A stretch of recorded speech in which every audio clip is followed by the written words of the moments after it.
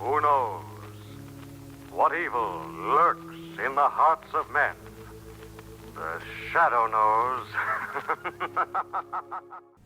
Hello, lovelies.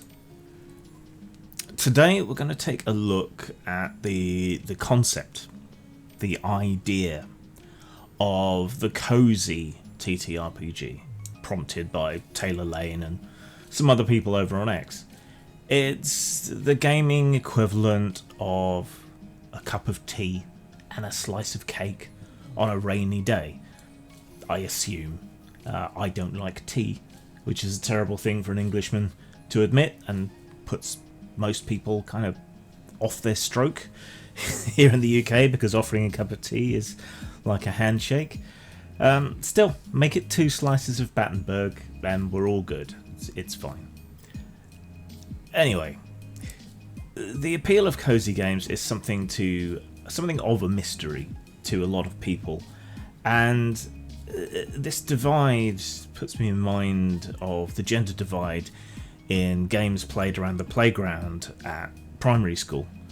Boys would dash off and play games of war or vicious games of tag like British Bulldog, which is why I have scars in the top of my head from being tackled into a sharp flintstone wall at primary school, while the girls will play house, and rarely, if ever, would the twain meet, and those boys that did go and play house tended to end up being exactly how you'd expect.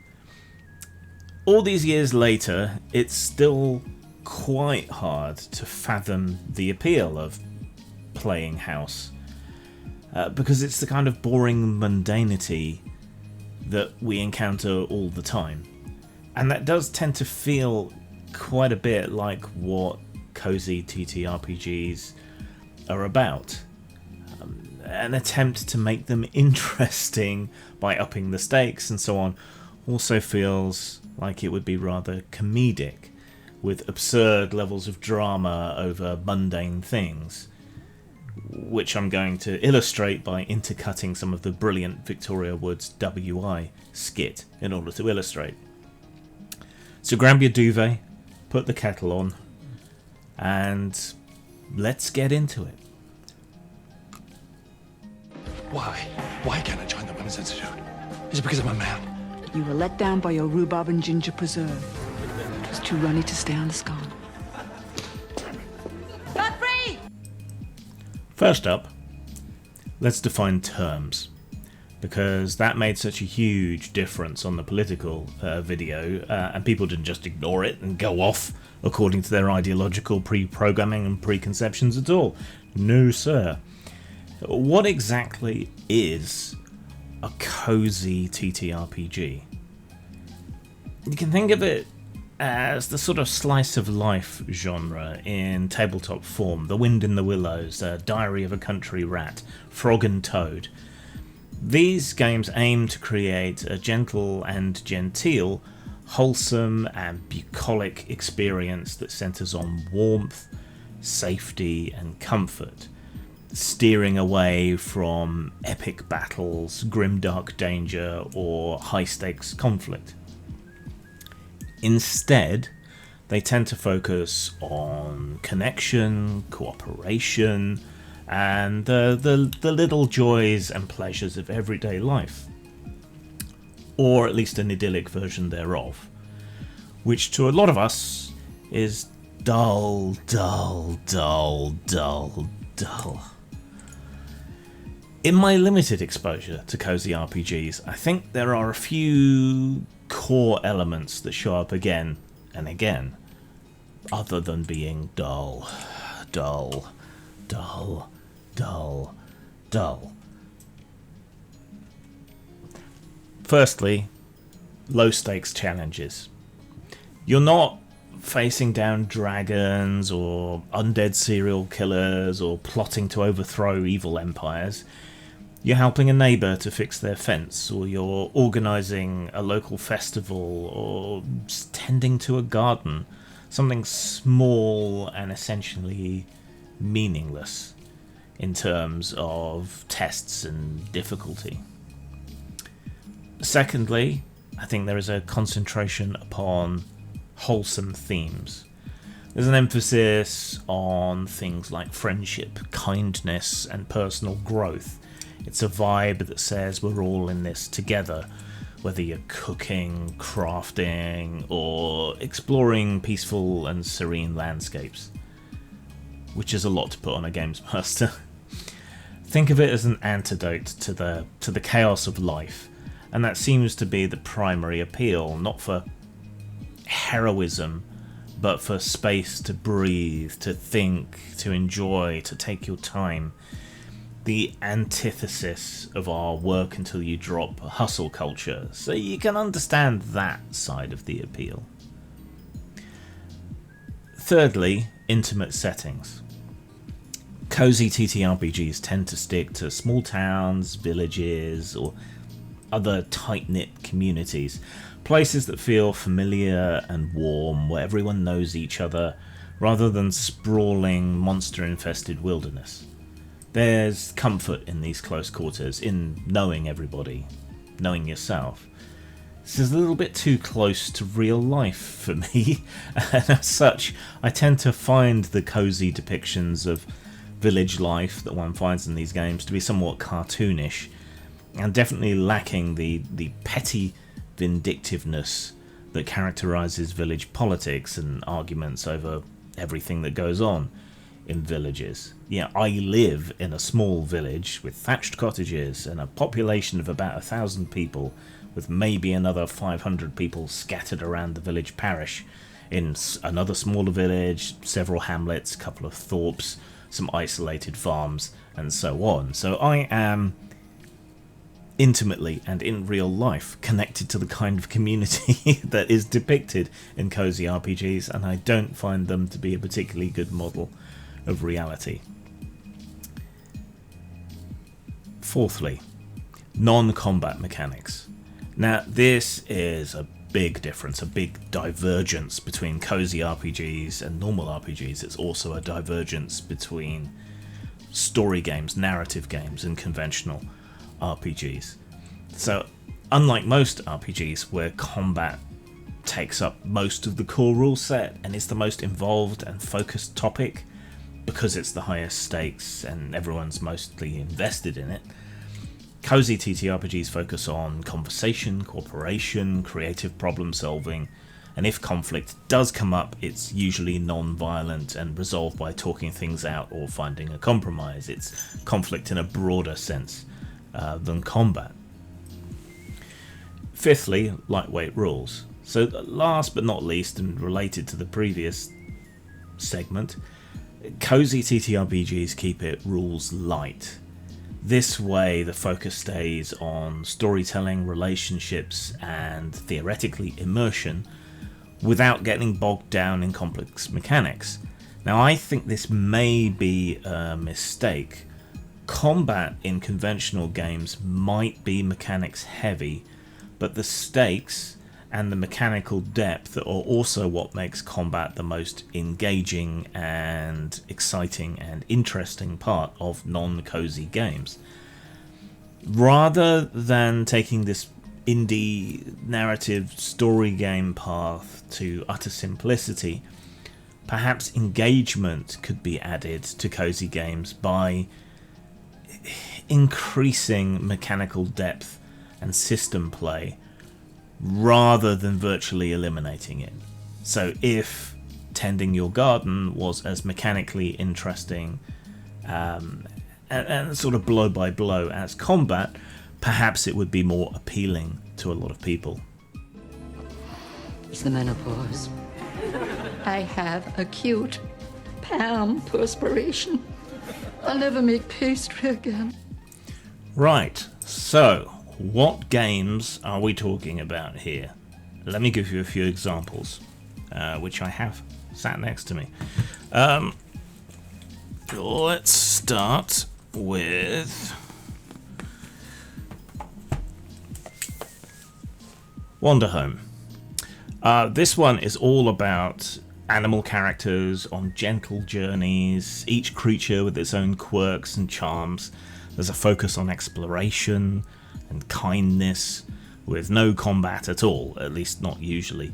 It is a beautiful book, certainly, but there is an amount of preachiness to it, and there's not a great deal of game to it. It's presented like an art book or the expensive end of children's storybooks, and that's kind of the vibe it's going for in a lot of ways.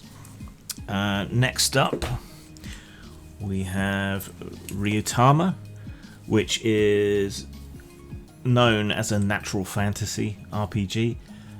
This game is about traveling again through a peaceful world, recording your adventures and interacting with nature and the world around you. It's low key.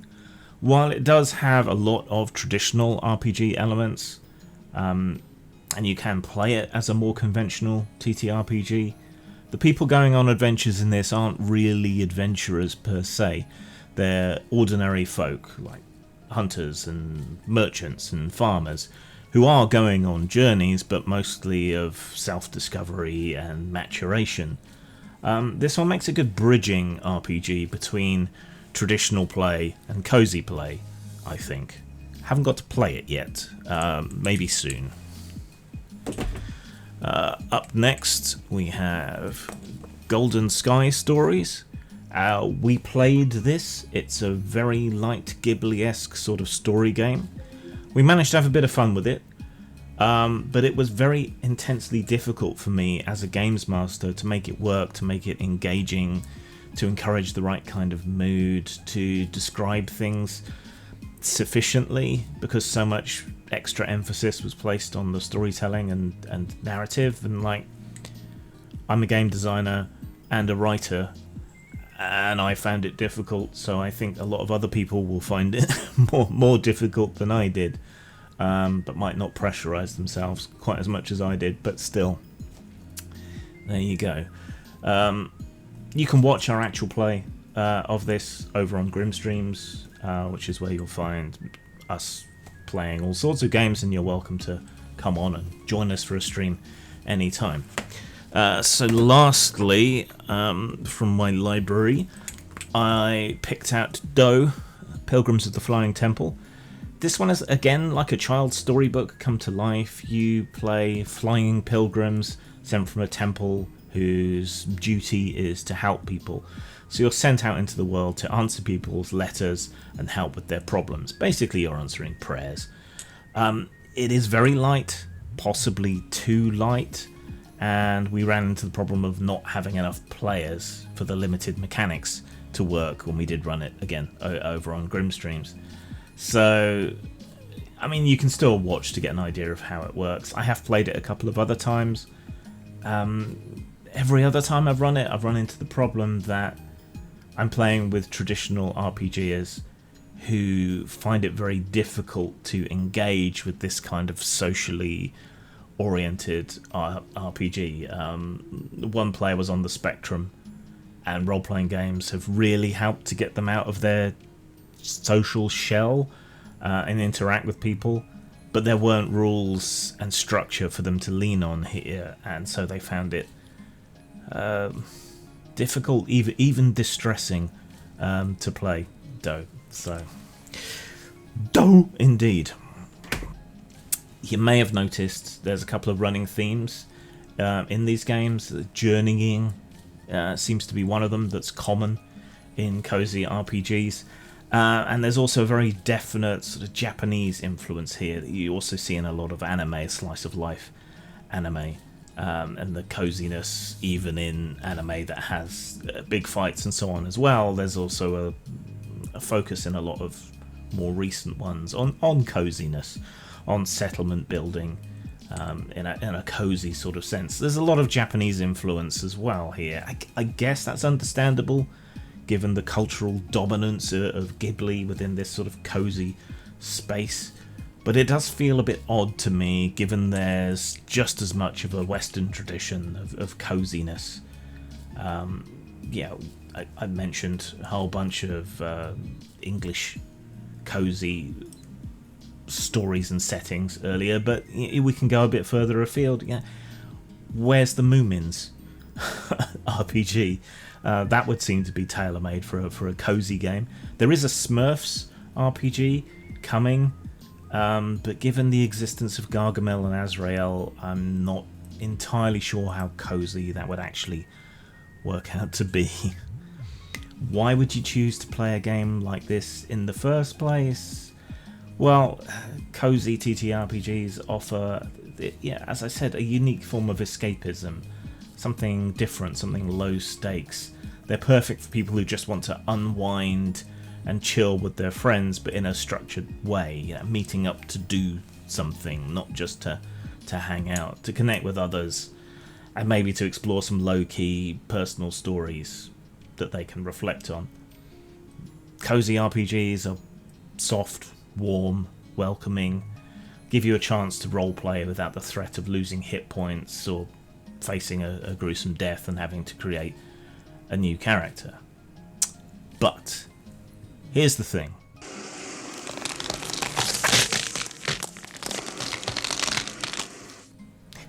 A cozy game doesn't have to mean that it's boring. There's still plenty of room for engagement, challenge, and yes, even a bit of conflict in that broader sense. Just not in the usual draw swords and have at each other kind of way. That's it. Either you girls use the liquid soap in the toilets more sparingly, or you provide your own. I see, and what if we don't? Then no jumble sale. You've made your position clear, Bernard.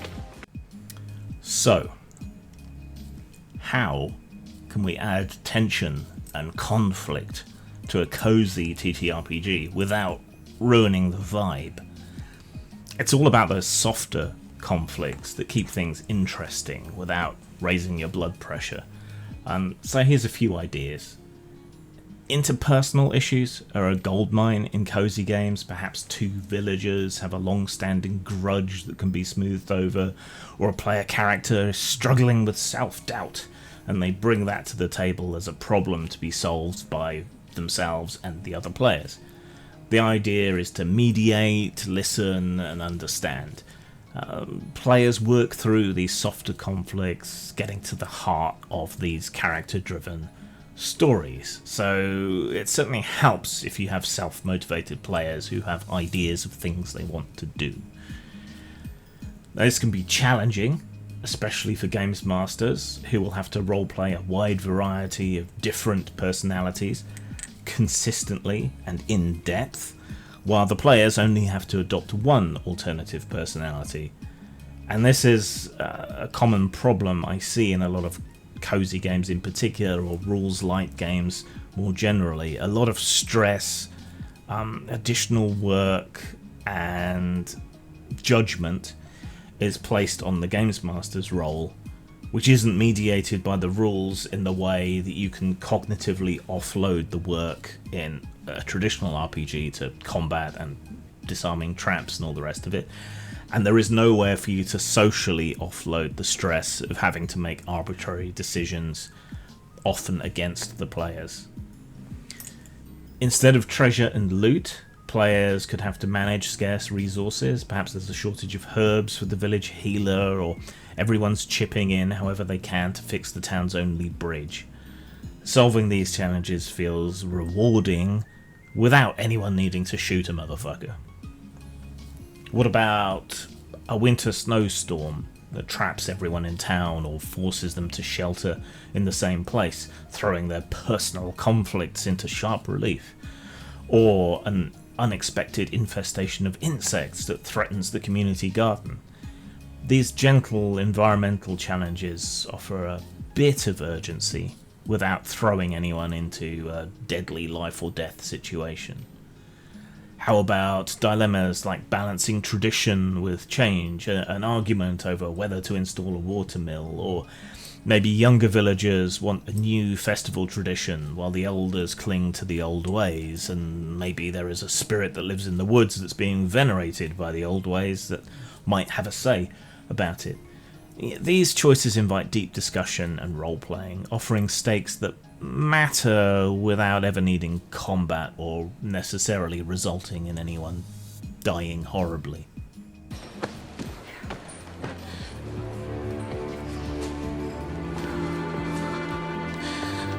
You okay, Laura? I'm fine. I guess I still haven't got used to the smell of men's trousers. You can't so jumble get out of the Women's Institute.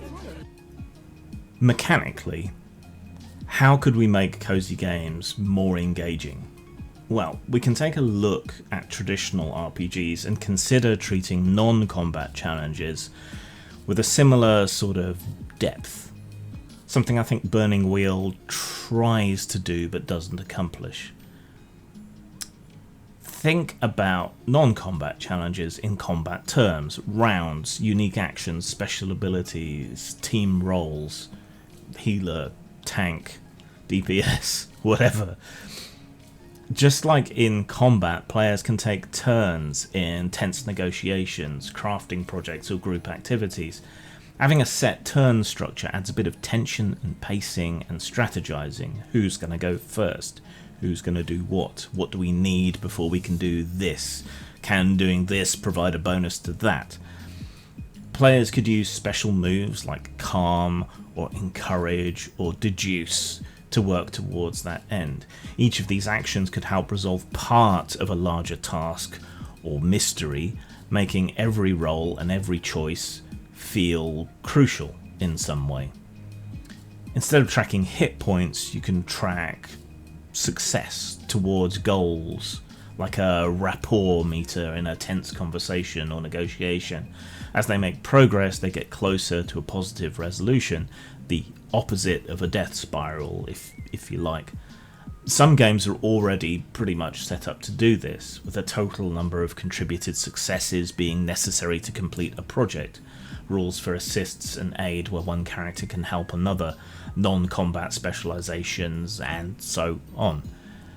Players can take on different roles, like the team leader, the craftsman, or the negotiator, and each has their own special actions and responsibilities to contribute to the team's overall success. Keeping up morale, organising efforts, doing the actual physical labour, or negotiating a better price for materials, all contributing towards that final end. Have you got your jumble sorted yet, Maeve? No, but it's only 1:45. We have 45 minutes. Correction, you have 10. This bozo has a sign on the front gate. Jumble sale starts at 1:55. You could have been a wonderful caretaker, Bernard. What went wrong? So there's some of my basic bitch thoughts on cozy TTRPGs. They're not my bag, but they're an interesting design challenge. Cozy TTRPGs create a soft, welcoming space. It gives players a chance to unwind, tell stories of kindness, and to connect with their friends in a structured way.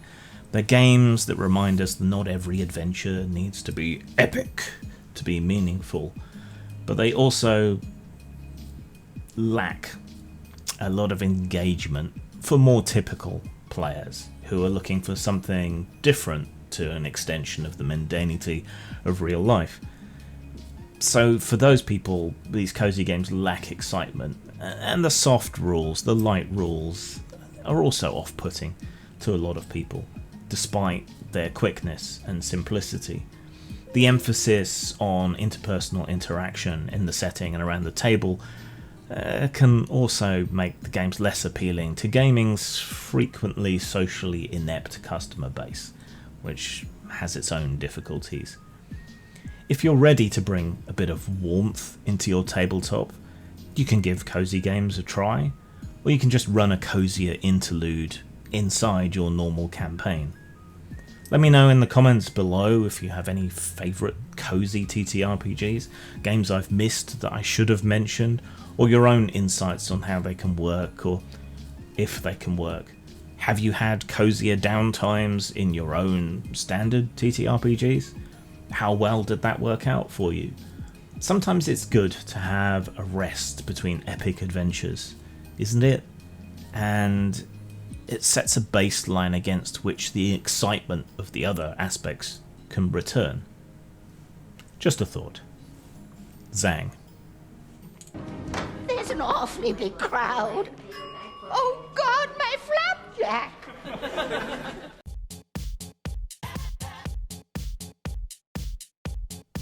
Sup, bitches? I'm reliably informed that I'm terrible at pimping my stuff, so here I am, pimping my stuff in what's hopefully an amusing way. If you want to interact with me and follow me, you can find me on Twitter @Grimasaur and @Mort_post for official announcements.